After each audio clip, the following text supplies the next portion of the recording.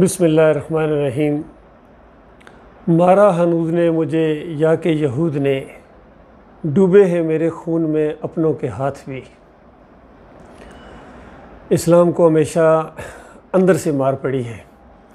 बैरूनी तौर पर इसको दबाना बहुत मुश्किल होता है और शैतान अंदर से वार करता है।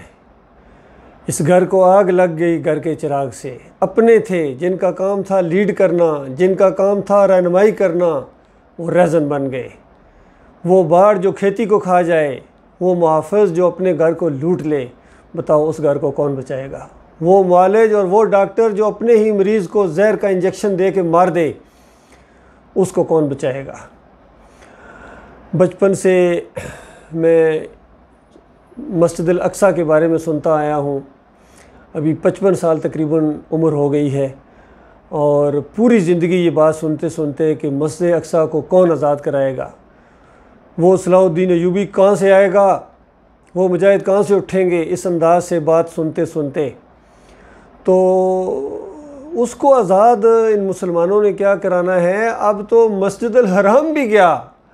मस्जिद अल हराम के ऊपर भी आप समझ लीजिए गोया पूरी तरह इन यहूदियों का जो है वो अब तसल्लुत हो गया है, क्योंकि इसके जो रखवाले थे खादमे हरमैन, वो उनके साथ मिल गए हैं और पूरी तरह अब ये ऐलान हुआ है कि ये एक बहुत बड़ा ब्लॉक बनाने जा रहे हैं। जिस तरह नाटो की फोर्सेस का ब्लॉक बना था, इस तरह ये यहूदियों ने ऐलान किया है। उस इसराइल के वज़ीर-ए-आज़म ने ऐलान किया है कि हम मुसलमानों के साथ मिल के, ख़ासकर अरब कंट्रीज़ के साथ मिल के हम वो ब्लॉक बनाने जा रहे हैं और फिर मुसलमानों के ख़िलाफ़ लड़ने के लिए तुर्की का नाम लिया, कुछ और मुल्कों के नाम लिए, अगरचे पाकिस्तान का नाम नहीं लिया, लेकिन सब शामिल है इसमें, आपको पता है।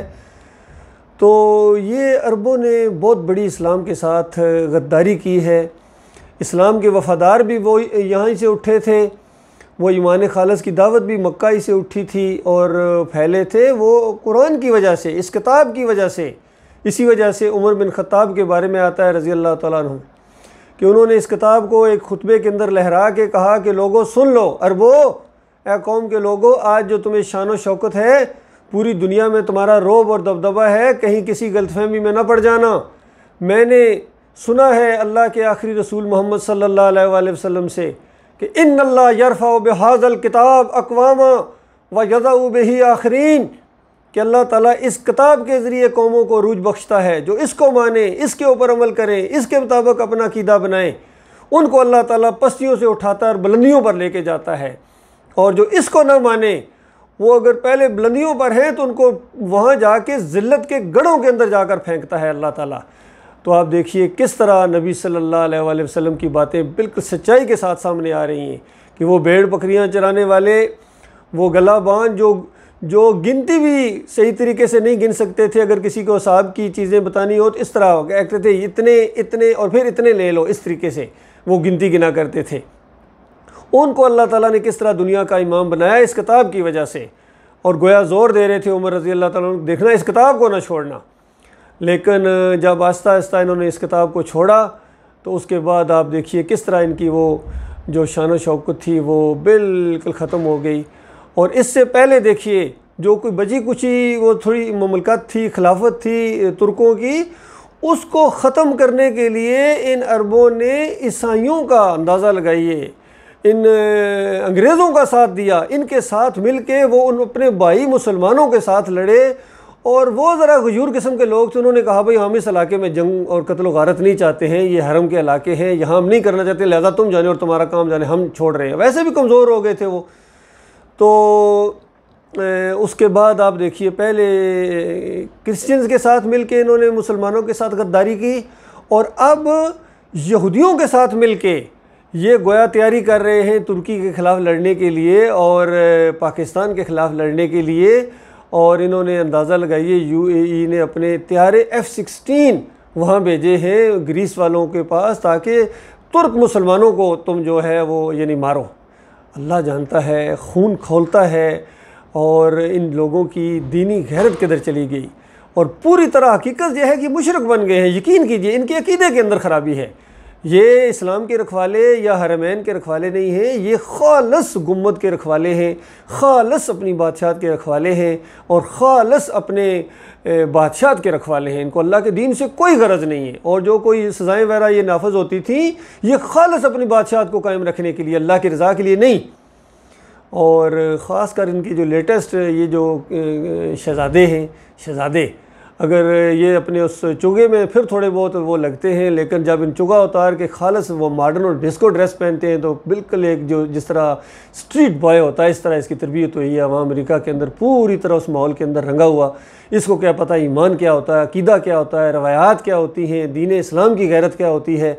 बस अब तो देखिए इन्होंने मंदिर भी बनवाए, इतने बड़े बड़े सुना शहर बना रहे हैं जिसके अंदर फ़ाहिशी की इंतहा होगी और पूरी दुनिया के बदकार किस्म के लोग आके वहाँ सब कुछ करेंगे। और इन्होंने ऐलान किया कि देखो इस शहर के अंदर जो है वो हमारे अरब का, सऊदी अरब का कानून नहीं वो नाफिज होगा। तो बताइए, इनको पता नहीं है सऊदी अरब का क्या कानून है? अगरचे बज़ाहिर कि कुरान और हदीस बज़ाहिर हकीकी नहीं, लेकिन वो भी उस शहर के अंदर नाफिज नहीं होगा। ये सारी चीज़ें अल्लाह रब्बुल आलमीन ऊपर देख रहा है, इस वजह से इनसे क़यादत छीन ली गई है और अब ये ज़िल्लत और ख्वारी के गड़े की तरफ उस तरह जा रहे हैं जिस तरह कोई बच्चा स्लाइड से ऊपर से वो ले और दरमियान में फिर वो रुक नहीं सकता है, वो आगे बस एंड तक जाता है। ये इनकी हालत हो गई है अल्लाह के बंदो। तो अब आँखें खुलनी चाहिए, आँखें खुलनी चाहिए बाकी मुसलमानों की। और अब जो है उठने का वक्त आ गया है।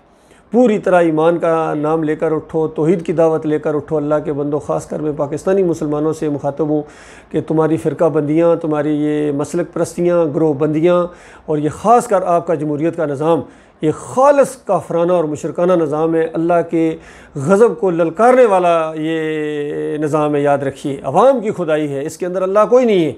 और फिर अमली तौर पर जो हो रहा है वो आपके सामने हो रहा है। मेरे प्यारे भाइयों, बहनों, बुज़ुर्गों, अब उठो वरना कभी नहीं उठ सकोगे। लिहाजा ईमान को बिल्कुल खालिस किया जाए। इन पेशावर मौलवियों के साथ बड़ी सख्ती के साथ, ये दीन फरोश है, यकीन कीजिए ये दीन फरोश है। इन्होंने दीन को बेचा है, मसलकों के अंदर बटे हैं और इनके अकीदे मुशरकाना हैं। ये कब्रों के पुजारी हैं, बिल्कुल उसी तरह कब्रों की पूजा करते हैं जिस तरह हिंदू अपनी मूर्ति की पूजा करता है। लिहाजा ईमान खालिस को इख्तियार किया जाए। ख़ुद दीन को सीखो अल्लाह के बंदो। पढ़े लिखे हो, इतने बड़े समझदार हो, मुल्क चला रहे हो, तो आपको क्या यानी नमाज़ पढ़ाना नहीं आता है और निकाह पढ़ाना या जनाजा पढ़ाना आपको नहीं आता है? छोटी छोटी चीज़ें, आसान तरीन चीज़ें हैं। लेकिन इन मौलवियों ने, जो पेशावर मौलवियों ने जो रोब डाला हुआ है और किरत थोड़ी सी सीख ली, इन्होंने मदरसे चला रहे हैं। इनके मदरसे खालस शिर्क के अड्डे हैं, अल्लाह जानता है, शिर्क और कुफ्र के गढ़ हैं ये। और वहाँ से ये निकलते हैं मौलवी और फिर पूरी दुनिया में फैलते हैं और हर एक जिधर भी जाता है उनको मसलक परस्त बनाता है। किसी को बरेलवी बनाता है, किसी को देवबंदी बनाता है, किसी को अहले हदीस बनाता है, किसी को सल्फ़ी बनाता है और फिर रोब डालते हैं। ये फ़तवा आया है जामे अज़हर से और ये फ़तवा आया है मदीना यूनिवर्सिटी से। तुम्हारे फ़तवों को हम कचरे के ढेर के अंदर फेंकें?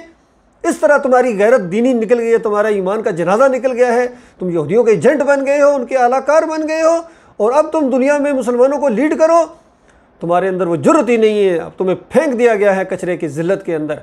अब अल्लाह ताला हमें इज़्ज़त दे रहा है, ईमान और तौहीद की दावत को हम लेकर उठ रहे हैं और इसमें बहुत यानी अब वक्त नहीं है आपके पास मेरे भाइयों, वक्त नहीं है। वो सेकंड भी आप ज़ाया करेंगे तो आप बहुत पीछे चले जाएंगे। लिहाजा मुसलमानों के मुल्कों का एक ब्लॉक बनाया जाए, फ़ौरन इसका ऐलान कर दिया जाए और उसके बाद आहिस्ता आहिस्ता लोग भी साथ मिलना शुरू हो जाएंगे। बाकी बाद में चाइना और ये रूस, ये भी आपके करीब होंगे, इनको भी ईमान अकीदे की दावत दी जाए आहिस्ता आहिस्ता। आपके अमल को देख के इंशाअल्लाह वो आपकी तरफ आएंगे। क्या अजब कि वो ईमान को कबूल कर लें और आपसे ज़्यादा बेहतर मुसलमान साबित होंगे इंशाअल्लाह। लेकिन आप पर्सनल एग्जाम्पल उनके सामने पेश करें और ये छोड़ दें ये मज़ारों के सामने झुकना और या अली मदद के नारे, या रसूल मदद के नारे, या गौस मदद के नारे, ये खालस मुशरकाना नारे हैं। अब इनकी कोई गुंजाइश नहीं है, इसकी बसात लपेटने का वक्त आ गया है। अब पलटो अल्लाह की तरफ, अपने मालिक और खालिक की तरफ। मैं तो हैरान रह गया हूँ, यकीन कीजिए। आज मैंने एक वो सुना है, हमारे वो एक पुराने फ़ौजी भाई हैं, वो जो हामिद जायद साहब, वो 2 महीने पहले उनका कोई क्लिप अपलोड हुआ और मैंने आज सुना और उसके अंदर वो 65 की जंग का वाक़यात बयान कर रहे हैं। ज़ाहिर बात है हमारे फ़ौजियों के लिए ऐसे वाक़यात के अंदर बड़े सबक होते हैं, जहाँ उन्होंने बड़ी अच्छी बातें कही, वहाँ एक ऐसा मुशरकाना अकीदा उन्होंने इंजेक्शन किया हमारे फ़ौजी भाइयों के अंदर और पूरी कौम के अंदर। कहते हैं 65 की जंग के अंदर मस्जिद नबवी के में लोगों ने देखा कि नबी सल्लल्लाहु अलैहि वसल्लम घोड़े पर बैठे हुए सहाबा इकराम के लश्कर के साथ आए हैं, और पता नहीं कौन सा मुमताज़ मुफ्ती है उसने अपनी किताबों में जिक्र किया है, कहता है मैं अपनी तरफ से नहीं कह रहा हूँ, और फिर आए हैं और पूरा लश्कर लेके आए हैं, और 65 की जो फतह हुई है वो नबी अलैहिस्सलाम और सहाबा इकराम के लश्कर की वजह से हुई है। और फिर हिंदू पायलटों ने और हिंदुओं ने ये गवाही दी है कि वो घोड़े पर बैठे हुए कौन लोग थे, यानी हिंदुओं की गवाही इनको यकीन आ गया है, और जो अल्लाह की किताब गवाही देती है और मोहम्मद सल्लल्लाहु अलैहि वसल्लम की सुन्नत गवाही देती है वो इसको कोई पता नहीं है। कि देखिए जंग बदर के अंदर कोई पहले वाला कोई नबी कोई वली जंग के लिए आया है? ये बदर के अंदर ओहद के अंदर हमज़ा रज़ी अल्लाह तआला शहीद हुए हैं, क्या बाद वाली जंगों में वो आए हैं? या जंग बदर में दाऊद अलैहिस्सलाम जंग लड़ने के लिए आए हैं? ख़ुद कोई और मूसा अलैहिस्सलाम आए हैं? कोई शायबा भी है इस चीज़ का? हरगिज़ नहीं है। हाँ, फ़रिश्ते अल्लाह ताला भेजता है, जिब्रील अलैहिस्सलाम आए हैं, फ़रिश्ते आए हैं, अल्लाह ताला फ़रिश्तों को भेजता है मोमिनों की मदद के लिए, और मोमिनों की मदद के लिए भेजता है। याद रखें, कब्र परस्तों की मदद के लिए नहीं भेजता है। आज भी अगर तुम खालिस मोमन बन जाओ मेरे भाइयों, मेरे फ़ौजी भाइयों, ख़ासकर मैं फ़ौजी अपने लोगों से, मेरे जो साथ वाले अब जर्नैल हैं, और 70th PM में लॉन्ग कोर्स से मैं पास आउट हुआ था, 7 पंजाब रेजिमेंट के अंदर मैं दाखिल हुआ था। और यही बात जब मैंने वहाँ ईमान अकीदे की उठाई तो उन्होंने बिल्कुल इस चीज़ की परवाह ही नहीं की। आज भी अगर इंक्वायरी कराई जाए, आज भी ये मेरे गुमनाम हीरो जो भाई हैं, तरह तरह की बातें और भी इनकी है, ये भी ज़रा इंक्वायरी कराओ कि 7 पंजाब रेजिमेंट से ये 1987 के अंदर ये लेफ्टिनेंट अरशद को, फिर असमतुल्लाह को, नायक और मलिक जान को क्यों निकाल दिया गया था? क्योंकि वो यही कहते थे कि अल्लाह के ऊपर ईमान खालिस करो, शिरक ना करो अल्लाह के साथ, और तब तुम्हें अल्लाह ताला दुनिया में भी इज़्ज़त अता फरमाएगा। इतनी बात कहने के ऊपर बताइए किस तरह उन्होंने फ़ौज से निकाल दिया। तो गौर करो, अब तो बिल्कुल ये तुम्हारी जंग खालिस नज़रियाती जंग लड़ी जाने वाली है। अगर तुम्हारा अकीदा मजबूत नहीं होगा तो तुम कैसे ये जंग लड़ोगे? नहीं लड़ सकोगे। तो मैं तो खैर नज़रियाती सरहदों की हिफाजत पर यानी बैठ गया। गुज़श्ता 34 साल से मैं अपने भाइयों को भी समझा रहा हूँ, और नज़रियाती जंग लड़ रहा हूँ, अकीदे की जंग लड़ रहा हूँ, और अब तो ये खालिस ये दज्जाली मामलात हैं। इस दज्जाली क़ुव्वतों का मुकाबला करने के लिए आप यानी मुशरिकाना अकायद के साथ तो सवाल पैदा नहीं होता है। अगर ईमान दुरुस्त भी हो जाए और कमज़ोर ईमान हो तब भी आप इनका मुकाबला नहीं कर सकते हैं। लिहाजा ईमान को खालिस करने के बाद इसके अंदर मजबूती लाओ, यकीन मोहकम पैदा करो, और फिर अल्लाह ताला की मदद आएगी। फ़रिश्ते आएंगे इंशाअल्लाह, जिब्रील अलैहिस्सलाम आएंगे और दूसरे फ़रिश्ते अल्लाह ताला भेजेगा मोमिन बंदों की मदद करने के, जो अल्लाह को अपना अकेला माबूद माने। इलाहुकुम इलाहुन वाहिद ला इलाहा इल्ला हुवा रहमानुर रहीम, कि अल्लाह ताला अकेला माबूद है, वही दाता है, वही दस्तगीर है, वही मुश्किल कशा है। और ख़ास कर पासिंग आउट परेड के ऊपर जो वो आयत सूरह अनफाल की आयतें पढ़ी जाती थी, मुझे अभी तक वो ज़ुबानी याद है, उसका तर्जुमा ख़ास कर इंग्लिश के अंदर और उर्दू के अंदर। And make ready your strength to strike terror in the heads of enemies of Allah and your enemies and others beside them whom you know not, but Allah knows, and whatsoever you will spend in the cause of Allah shall be repaid to you, and you shall not be treated unjustly। उसका तर्जुमा किया जाता था, सुबदार साहब किया करते थे कि और तैयार रखो अपनी कुव्वत अपनी पूरी ताकत के साथ, ताकि हैबत तारी हो जाए उनके दिलों के ऊपर जो दुश्मन है अल्लाह के और तुम्हारे दुश्मन, और उनके अलावा कुछ और जिनको तुम नहीं जानते और अल्लाह उनको जानता है। और जो कुछ तुम खर्च करोगे अल्लाह ताला की राह में, अल्लाह ताला उसको तुम्हारी तरफ पूरी तरह वापस करेगा और तुम्हारे साथ नाइंसाफ़ी नहीं की जाएगी। तो ये है अंदाज़ अल्लाह के बंदों, अपनी पूरी ताकत जो है, मिसाइलों की ताकत, एटमी ताकत, हर तरह की ताकत को पूरी तरह छा जाओ इनके ऊपर। और याद रखिए, attack is the best defence. ये डिफेंस के चक्करों में ना पड़ो। मुसलमान कभी डिफेंसिव नहीं होता है, मुसलमान अटैक करता है, और ख़ासकर कम तादाद के अंदर और कम जो वसाइल वाले होते हैं वो डिफेंस नहीं कर सकते जब तक वो कमांडो वार ना लड़ें और अटैक ना करें। तो इसके लिए अल्लाह ताला आपको आपकी मदद करेगा, अल्लाह ताला फ़रिश्तों को भेजेगा, और शर्त यह है कि तुम्हारा ईमान बिल्कुल खालिस हो। शिर्क और कुफ्र को से पाक करो, अपने पाकिस्तान को पाकिस्तान बनाओ। अभी तो ये शिर्क का गढ़ बना हुआ है, ये कला बना हुआ है इन मंदिरों मज़ारों और ये तावीज़ गंडों और मौलवियों और सूफियों और पीरों से। शिरक के अड्डे हैं ये सारे, इनका ख़त्म करने के बाद ईमान खालस की तरफ आओ अल्लाह के बंदो। अल्लाह ताला आपका हामी व नासर, हमारा मेरा भी, हम सब का मिल के हम शैतानी क़ुव्वतों के साथ हम मदद अपने एक दूसरे के साथ मदद करें, तावन करें नेक कामों के साथ, और दूसरी कौमें भी इंशाअल्लाह आपकी देखा देखी ईमान खालस की तरफ आएंगे और उनका सवाब भी इंशाअल्लाह आपको मिलेगा। अल्लाह ताला हमारी सरहदों की हिफाजत फरमाए, हमारे मुल्क को ऐसी लीडरशिप अल्लाह ताला अता फरमाए जो खालस मोमनाना अंदाज से आगे बढ़े।